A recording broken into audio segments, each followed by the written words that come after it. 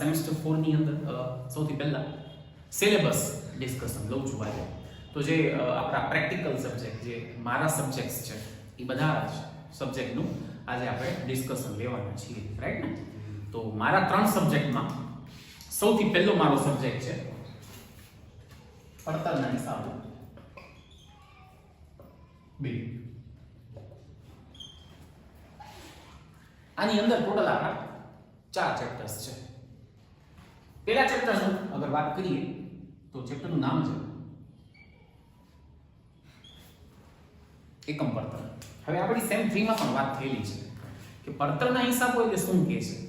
માની લો કે મારી કંપની છે એ આ સ્કેચ પેન બનાવે છે, તો આ સ્કેચ પેન મને કેટલામાં પડે છે, હું એને બજારમાં હવે કેટલામાં વેચીશ, મતલબ મને કેટલામાં પડે છે પહેલા જાણવું પડે ને. મને આ સ્કેચ પેન પડે છે 25 રૂપિયામાં, તો હું એને કેટલામાં વેચી શકું? 30 રૂપિયામાં વેચી શકું કે 5 રૂપિયા મારો નફો. તો આ બધું ડિસાઈડ કરવા માટે તમારી પાસે પડતરનો હિસાબ હોવો જોઈએ, પડતરની ગણતરી હોવી જોઈએ. પડતરના હિસાબો એટલે કાંઈ નહીં, પડતરની ગણતરી કે આ સ્કેચ પેન બનાવવા પાછળ મેં કયા કયા ખર્ચા કેટલા કર્યા છે ટોટલ. ઓકે, 25 લાખ એક્ઝામ્પલ તરીકે, ભાગ્યા 25 લાખ ભાગ્યા કેટલી સ્કેચ પેન બનાવી સર તમે? 1 લાખ. એટલે કન્ફર્મ કે એક સ્કેચ પેન મને કેટલામાં પડી? 25 રૂપિયા. તો ગણતરી કેમ કરવી એ હું તમને આ સબ્જેક્ટમાં શીખવાડીશ. હવે તમારા માઇન્ડમાં એક પ્રશ્ન આવે કે સર તમારી કંપની સ્કેચ પેન બનાવે છે, આમની કંપની લેપટોપ બનાવે છે, આમની કંપની મોબાઈલ બનાવે, તો શું બધા પોતાની ગણતરી પડતરની એક જ રીતે કરે? બિલકુલ નહીં. પડતરની ગણતરી કંપનીની દરેકની પ્રોડક્ટ વાઇઝ ગણતરીઓ અલગ હોય, સિસ્ટમ વાઇઝ. અત્યારે જે મેં મેથડ જે ચેપ્ટરની વાત કરી છે એ કઈ કંપની આ મેથડથી પડતર ગણે? એવી કંપની જે આખા વર્ષ દરમિયાન એક જ પ્રકારની વસ્તુનું ઉત્પાદન કરે. કેટલા પ્રકારની? માની લો મારી કંપની આખા વર્ષમાં માત્ર અને માત્ર સ્કેચ પેન બનાવશે, માત્ર અને માત્ર તો એક જ પ્રકારની વસ્તુ થઈ ને. તો એવી કંપની પોતાની પડતર કઈ મેથડથી ગણી શકે? એકમ પડતર. સર આમાં શું હોય? ઓવરવ્યુ આપીશ. બહુ ડીપમાં તો આપણે નેક્સ્ટ લેક્ચર કાલથી સ્ટાર્ટ કરશું. માની લો કે અહીંયા મને ખર્ચા લખાય, તો મેઇન ખર્ચા કયા આવે? માલ સામાન, મજૂરી, કારખાના પરોક્ષ ખર્ચ, રાઈટ ને, વેચાણ ખર્ચ વગેરે વગેરે. એનો થાય સરવાળો. સપોઝ કરો 25 લાખ, તો આપણે શોધવો પડશે કેટલો થયો. એક ફોર્મેટમાં શોધાશે 25 લાખ. તમે મને પૂછો સર તમે કેટલી સ્કેચ પેન બનાવી? મેં યાર 1 લાખ બનાવી. આપણે 25 લાખ ભાગ્યા 1 લાખ કરીએ, એક સ્કેચ પેન કેટલામાં પડી? 20% મારે નફો કમાવવો છે. 25 ના 20% થાય 5 રૂપિયા. મને કેટલામાં બજારમાં વેચી શકું? આ છે એકમ પડતર. આ બોર્ડ ઉપર ફોર્મેટ બનાવો ને એને કહેવાય પડતરનું પત્રક. શું કહેવાય? એ આપણે ભણાવશું કેમ પડતર શોધાય એકમ પડતર મેથડ મુજબ. હમણાં જ મેં કીધું દરેક કંપની અલગ અલગ મેથડ રાખે. તો નેક્સ્ટ મેથડ અને બીજા ચેપ્ટરની વાત કરીએ. ઇન્ડેક્સ પ્રમાણે તમારો આ ત્રીજો ચેપ્ટર છે. નામ છે કરારના હિસાબો. શું નામ છે? અહીંયા તને શું શીખવાડ્યું? કે એક જ પ્રકારની વસ્તુ બનાવતી હોય ને એ કંપની કઈ મેથડ રાખશે? એક. હવે કરારમાં શું છે? મારી કંપનીનું કામ શું છે? ઈ ગવર્નમેન્ટ પાસેથી કે લોકો પાસેથી કરાર મુજબ કામ કરે છે, કરાર લે છે. કરાર મતલબ સિમ્પલ ભાષામાં સમજાવું. માની લો તમે એક વ્યક્તિ છો, તમે તમારી કંપનીની ફેક્ટરીની બિલ્ડિંગ બનાવવા માંગો છો, મકાન, ફેક્ટરીનો મકાન મોટો. એના માટે તમે મારો કોન્ટેક્ટ કરો છો.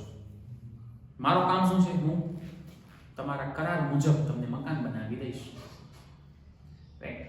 આપણા વચ્ચે ડિસ્કસ થઈ ગઈ કે મકાન તમને 40 લાખ રૂપિયામાં દઈશ. કેટલા દઈશ? બધો મારો. તમને જલસા કરવાના, તમને 40 લાખ રૂપિયા આપી દેવાના, બાકી હું તમને બિલ્ડિંગ બનાવી દઈશ. તો હવે આવક કન્ફર્મ થઈ ગઈ કેટલી? 40 લાખ. પણ મારા ખર્ચા કેટલા? આ કરાર ફેક્ટરી બનાવવાનું ચાલુ કર્યું. આ વર્ષે મારા ખર્ચા કેટલા થયા? આ વર્ષે હું કેટલા રૂપિયા નફો કમાણો? તો કરાર પાછળ તમને કેટલા કમાણા? કરાર પાછળ તમારો ખર્ચો કેટલો થયો? ઈ આપણે પડતર ગણવાની છે આ ચેપ્ટરમાં. જેમ આ ચેપ્ટરમાં પત્રક બન્યું. કયો પત્રક બન્યો? પડતરનો. એમ કરારના હિસાબોમાં કરાર ખાતો બનશે. બાજુ શું બનશે? આ રીતે ખાતો બનશે. અહીંયા બધા ખર્ચા, અહીંયા કેટલો કામ તમે કમ્પ્લીટ કર્યો છે એટલે બંધ કરીને શું મળશે? નફો. રાઈટ ને? તો જો બે તમારી સામે, બેનો પર્પસ શું હતો? કેટલા કમાણા, કેટલો ખર્ચો, અહીંયા ઈ કેટલા કમાણા, નફો, કેટલો ખર્ચો, પણ મેથડ બદલી ગઈ ને. આ એકમ પડતર, જ્યારે આ શું છે? કરાર પડતર અથવા તો કરાર. નેક્સ્ટ, એમાં બે નામ છે, તમારો ચેપ્ટર 4 નંબર છે, જોબ અને બેચ પડતર. જોબ અને બેચ પડતર એક્ચ્યુઅલી બે અલગ કન્સેપ્ટ છે. હવે અહીંયા ત્રીજા પ્રકારની કંપનીની વાત કરીશ. મારી કંપની છે, મારી કંપની છે ને લેધર બેગ બનાવે છે. શું બનાવે છે? સ્કૂલ બેગ, ઓફિસ બેગ વગેરે વગેરે, પર્સ ને બધું.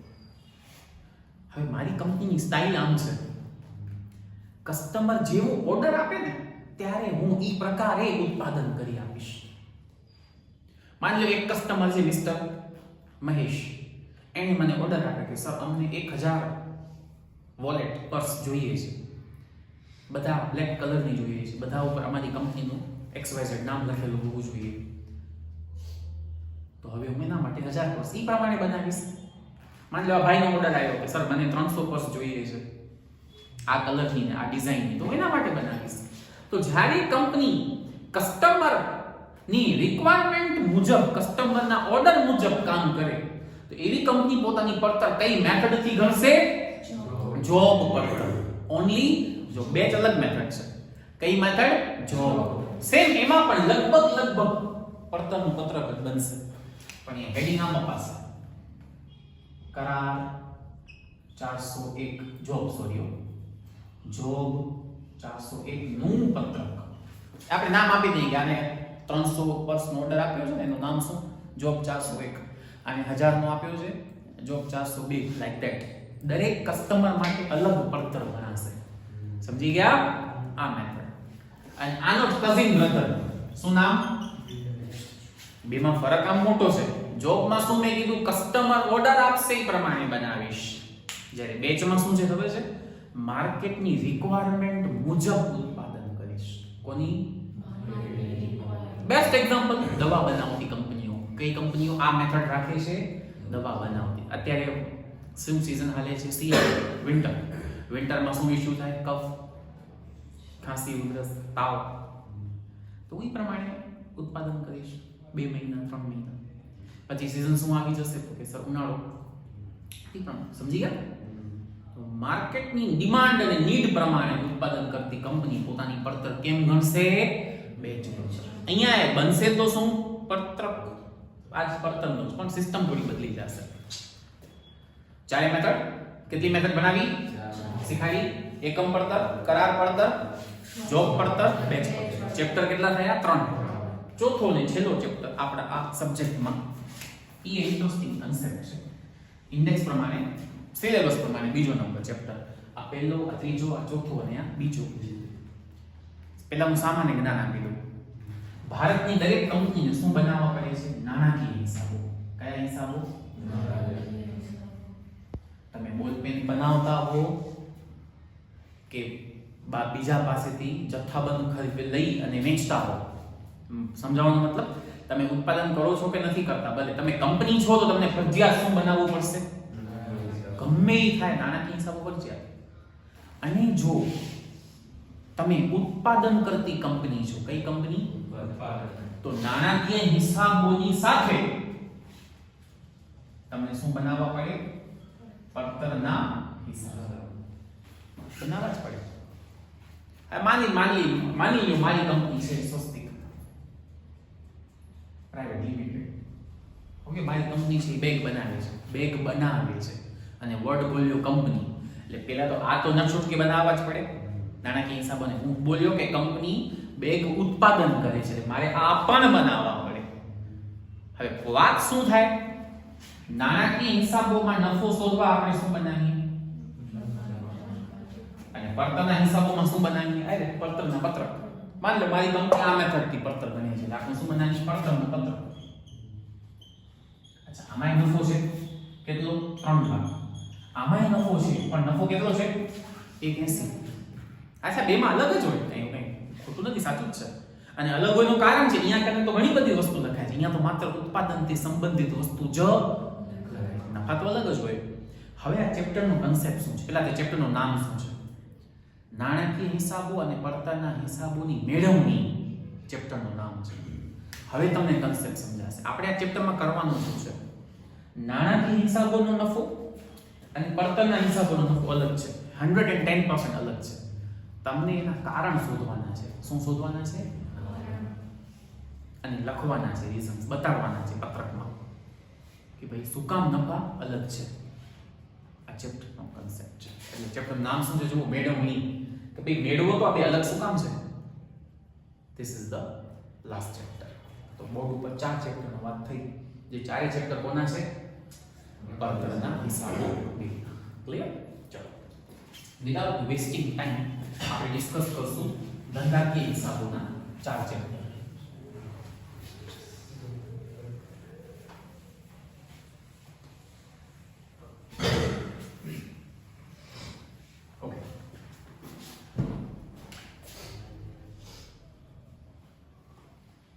સબ્જેક્ટનું નામ છે ધંધાકીય હિસાબો 4. કારણ કે તમને બધા સેમમાં ધંધાકીય હિસાબો આવેલા છે. એટલે આ વખતે ધંધાકીય હિસાબો કયા આવશે? નંબર 4. પડતરના હિસાબો કયા? 2. કારણ કે ગયા સેમમાં 1 હતો, આ સેમમાં 2. આ ચોથી વખત તમે ભણશો સબ્જેક્ટ સેમ 1 થી કરીને. આમાં 4 ચેપ્ટર્સ કયા છે એમાં વાત કરી તો પહેલો બહુ સિમ્પલ, કંઈ કન્સેપ્ટ જ નથી. વીમા કંપનીના હિસાબો. કોના? તમે 11મા ધોરણથી અત્યાર સુધી વાર્ષિક હિસાબ ભણ્યા છો. કોના? એકાકી વેપારી, એક વ્યક્તિ છે એના વાર્ષિક હિસાબ કેમ બને આવ્યો 11મા ધોરણમાં. પછી તમને આવ્યું છે 12મામાં ભાગીદારીના વાર્ષિક હિસાબ, કંપનીના વાર્ષિક હિસાબ આવી ગયા. આ એ ચેપ્ટર વાર્ષિક હિસાબનો જ છે. પણ કોના? વીમા કંપની. બેસ્ટ એક્ઝામ્પલ તમે લો LIC. તો LIC કંપની છે. કઈ કંપની છે? વીમો વેચે છે. કોઈ પ્રોડક્ટ નથી વેચતા, કોઈ વસ્તુ નથી વેચતા. શું વેચે છે? વીમો. તો વીમા કંપનીઓ પોતાના વાર્ષિક હિસાબો કેમ બનાવે એ હું તમને અહીંયા ભણાવીશ. બીજું આમાં કોઈ કન્સેપ્ટ નથી, એટલું જ. સમજ્યા? Number 2 chapter. તમારી ભાગીદારી પેઢી છે, રાઈટ? એ તમારી ભાગીદારી પેઢી છે ઇન્સોલ્વન્ટ થઈ ગઈ. શું થઈ ગઈ? નાદાર જાહેર થઈ. તમે આજે ભાગીદારી પેઢી નાદાર થઈ એટલે બંધ કરો છો. તો બંધ કરવાની પ્રોસેસ હોય, પ્રક્રિયા હોય. તો તમારી કંપની બંધ થાય, તમારી પેઢી બંધ કરો છો તો બંધ કરતી વખતે કયા કયા ખાતા બને, કયા કયા પત્રક બને, રાઈટ ને? આવક જાવકનું પત્રક બને. શું બને? આવક જાવક. કેમ બને એ હું તમને શીખવાડીશ. આજે એક્ઝામ્પલ તરીકે કોઈ પણ પેઢી તમારી તમે બંધ કરો તો એમ તો નથી તારા દિન ઘરે બેસી ના હોય. એક પ્રોસેસ ફોલો કરવી પડે. બેઝિક એક્ઝામ્પલથી સમજાવું તમને. તમારી મિલકતો વેચવાની, પૈસા આવે, એમાંથી દેવા ચૂકવવાના, યસ, અને પછી જો કદાચ વધે તો ભાગીદાર લઈ જાય. આ સિમ્પલ એક પ્રોસેસ. તો પ્રોસેસ અકોર્ડિંગ આપણે પત્રક બનાવવાનો આવશે, ખાતા બનાવવાના પણ આવી શકે છે, રાઈટ ને? તો આ તમારો સેકન્ડ ચેપ્ટર. ક્લિયર બને? વીમા કંપની, નાદારી. ઓકે. ત્રીજો ને ચોથો ચેપ્ટર એક જ છે. ત્રીજો અને ચોથો.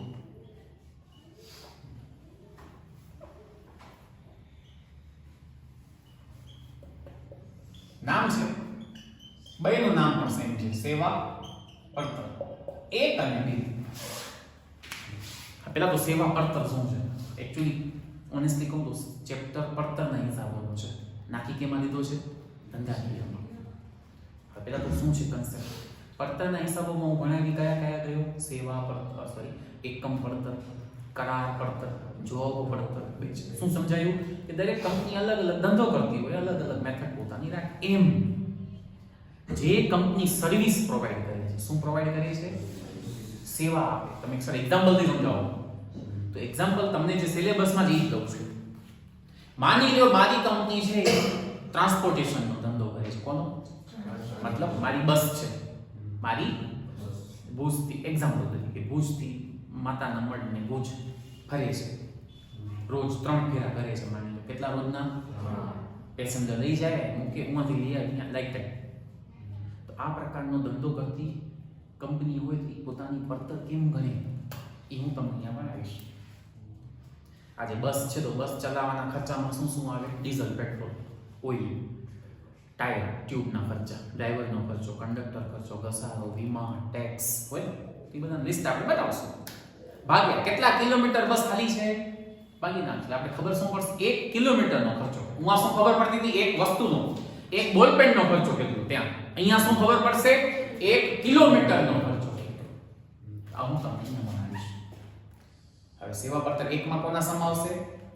ટ્રક અથવા બસના ટ્રાન્સપોર્ટેશન વાહન વ્યવહારના દાખલા. જ્યારે આ જે કન્સેપ્ટ સેવા પડતર 2 માં એમાં તમને જેના દાખલા આવશે હોટેલ આવે, હોસ્પિટલ સેવા પ્રોવાઈડ કરે છે ને, અને થિયેટર. 3 કયા કયા? હોસ્પિટલ, ત્રણેય કઈ વેચતા નથી, શું પ્રોવાઈડ કરીએ છીએ? સર્વિસ. હોસ્પિટલ શું ગણશું? એક પેશન્ટ પાછળનો ખર્ચો એક દિવસનો કેટલો. હોટેલમાં શું ગણશું? એક વ્યક્તિનો એક રૂમનો આપણે કેટલા લેવા જોઈએ તો કેટલો આપણો ખર્ચો. થિયેટરમાં મળશે એક સીટનો એક વ્યક્તિનો કેટલો. સમજી ગયા ને? બે પડતર પણ ફરક એટલો છે. બે સેવા પડતર ફરક શું? અહીંયા દાખલા કોના આવશે? વાહન વ્યવહારના, ટ્રકના અને બસના. અને અહીંયા શેના? ટ્રક, બસ, ટેક્સી એના. અહીંયા શેના આવશે? 3 હોટેલ, હોસ્પિટલ અને થિયેટર. તો આ તમારો કયો સબ્જેક્ટ થઈ ગયો? ધંધાકીય હિસાબો ચાલવા. અને છેલ્લો મારો છેલ્લો સબ્જેક્ટ પ્રેક્ટિકલ છે, પણ હું લઈશ. નંબર 3 છે ટેક્સ, કરવેરા અગ્નિ. એટલે નંબર આવશે કરવેરા 2, કરવેરા આયોજન અને સંચાલન 2. કારણ કે આપણે સેમ 3 માં ભણ્યા હતા. પેલા જરાક સેમ 3 ની વાત કરી દો. ત્યાં આપણે આવકના શીર્ષક કયા કયા ભણાવ્યા હતા? પગાર, મકાન મિલકત અને અન્ય સહાય. ત્યાં મેં કીધું હતું, પાછું રિપીટ કરું, ટોટલ 5 છે. આવકના સ્ત્રોત કેટલા છે? 5 માંથી આપણે કયા કયા ભણી આવ્યા? મકાન મિલકતની આવક, પગાર અને સહાય. 3 થઈ ગયા. હજી 2 બચ્યા. એ 2 ચેપ્ટરના નામ છે. નંબર 1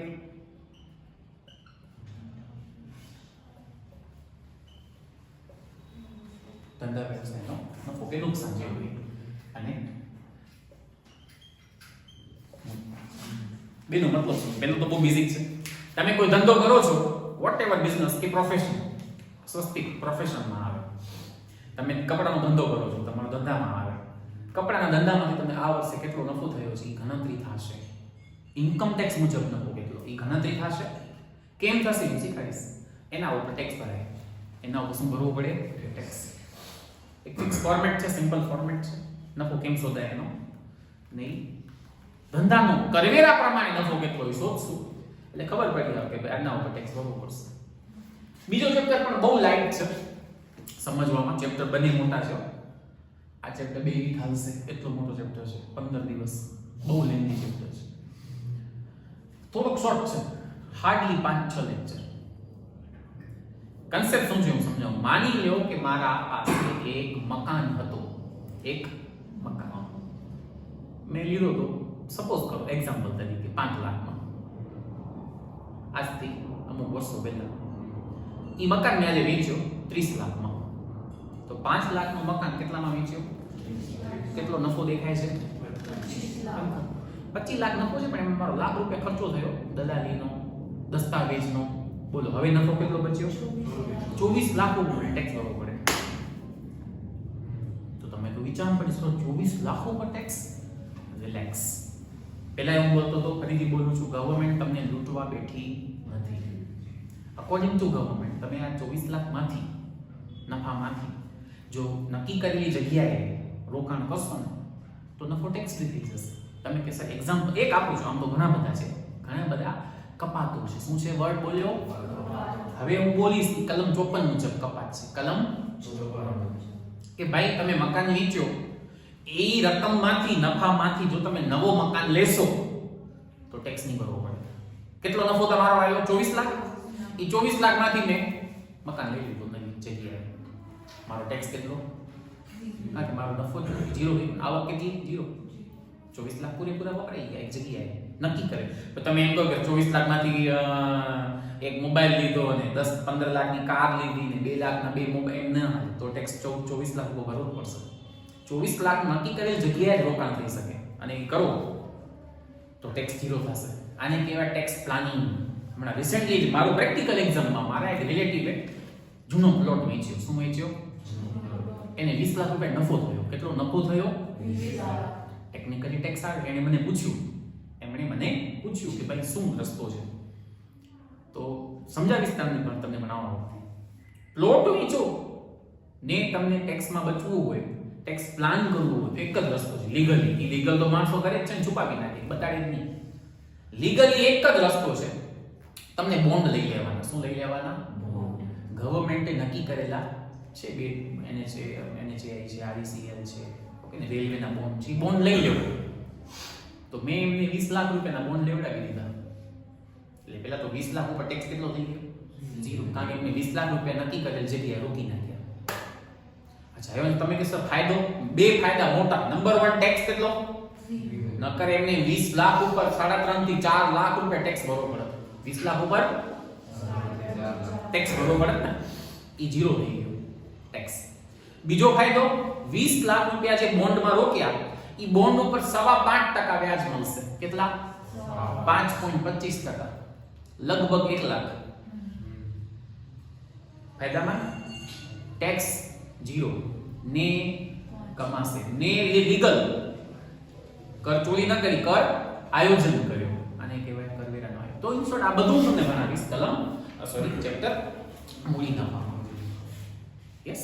ત્રીજો ચેપ્ટર મારો ફેવરેટ, તમારા માટે આશીર્વાદ, કારણ કે તમારી એજ એવી છે ને. ચેપ્ટર શું છે? કન્સેપ્ટ, કે ભાઈ ટેક્સ પ્લાનિંગ માટે ક્યાં ઇન્વેસ્ટમેન્ટ કરી શકાય. ટેક્સ એ હું તમને ભણાવીશ ત્રીજા ચેપ્ટરમાં. કયા ચેપ્ટરમાં? કરવેરા આયોજન માટે રોકાણ. ઢગલો જગ્યાઓ છે.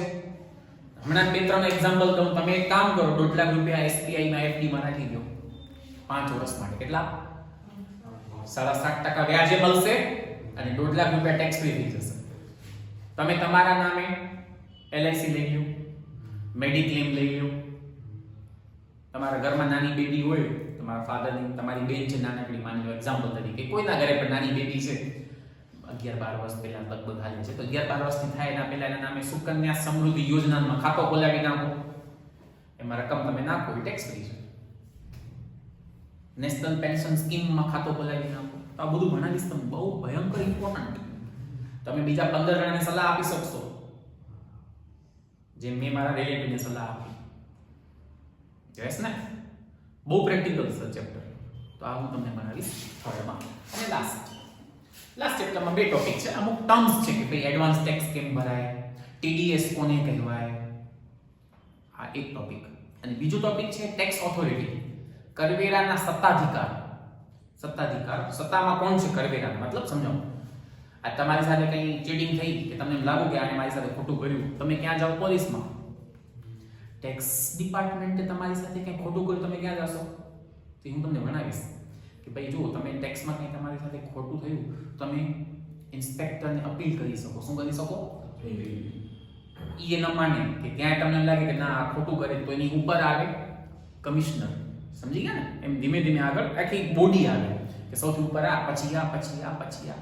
તો ટેક્સ ઓથોરિટીઝમાં કોણ છે, કોની પાસે શું પાવર છે, કોની પાસે શું સત્તા છે, કોની શું ફરજ છે, કે ટેક્સ ઇન્સ્પેક્ટર છે, કરવેરા અધિકારી છે, કરવેરા કમિશનર છે, હે ને? તો આ બધું હું તમને ભણાવીશ. છે થિયરી આખું જ. ડન છે બધા? તો 4 ચેપ્ટર તમારા છે ના ટેક્સીસ. તો મારા 3 સબ્જેક્ટ આપણે આજે આખા ડિસ્કસ કર્યા. કયા સબ્જેક્ટ? નંબર 1 આપણી વાત કરી કોસ્ટ એકાઉન્ટ 2, જેમાં ચેપ્ટર આપણે લીધા ડિસ્કશનના 4. એકમ પડતરના હિસાબો અને નાણાકીય હિસાબોની મેળવણી, કરારના હિસાબો અને જોબ અને બેલેન્સ. બિઝનેસ ધંધાકીય હિસાબો નંબર 4 માં આપણે ભણાવ્યું વીમા કંપની, નાદારીના હિસાબો, રાઈટ ને? સેવા પડતર 1 અને સેવા પડતર 2. અને કરવેરાના આપણે 4 ચેપ્ટર કયા લીધા? 2 હેડિંગ, ધંધા વ્યવસાયનો નફો કે નુકસાન, મૂડી નફો, ટેક્સ કરવેરા આયોજન માટેના રોકાણ, અને ચોથા કન્સેપ્ટમાં મેં બનાવ્યું ટેક્સ એડવાન્સ ટેક્સ છે, TDS છે, ને ટેક્સ ઓથોરિટીઝ. આ રીતે તમારા યુનિટ્સ 4 બધામાં હોય છે. 3 સબ્જેક્ટ મેઇન છે. મેઇન મતલબ 50 માર્ક્સ યુનિવર્સિટી પેપર કાઢશે, મોટા પેપર્સ, રાઈટ? તો એ 3 સબ્જેક્ટ આપણા મેઇન છે. તો આ પ્રમાણે આપણે આજે ડિસ્કશન કમ્પ્લીટ કરીએ છીએ. નેક્સ્ટ લેક્ચરથી જ હું ચાલુ કરી નાખીશ પડતરના હિસાબો 2 માં એકમ પડતર ચેપ્ટર. કયો ચેપ્ટર? ફોર્મેટ. અને કાલથી નેક્સ્ટ લેક્ચરથી દાખલા ચાલુ.